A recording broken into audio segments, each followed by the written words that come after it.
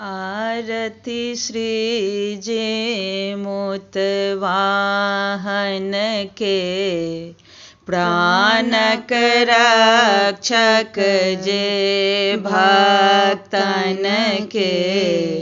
आरती श्री जे मोतवाहन के,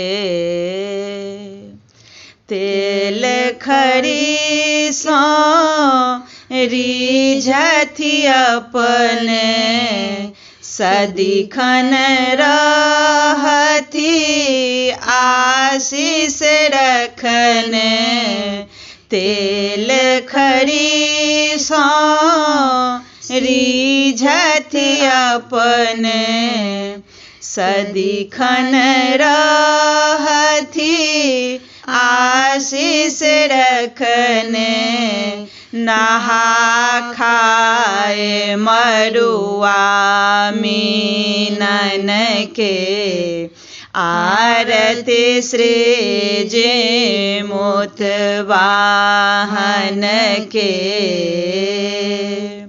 बांसक पाते औकरी चढ़े, चील सियारक कथा सब सोढ़े। बांसक पाते औकरी चढ़े, चील सियारक कथा सब पढ़े। सुनथि निवेदन ई दीनन के, आरती श्री जे मोतवाहन के।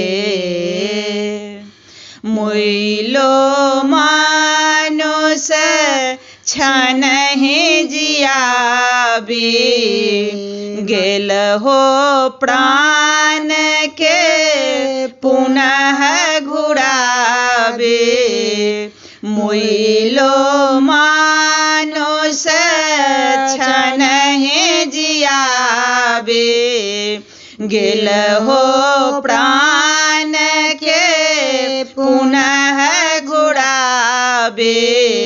सुनियो मणिकान्तक गायन के, आरती श्री जे मोतवाहन के। प्राणक रक्षक जे भक्तन के,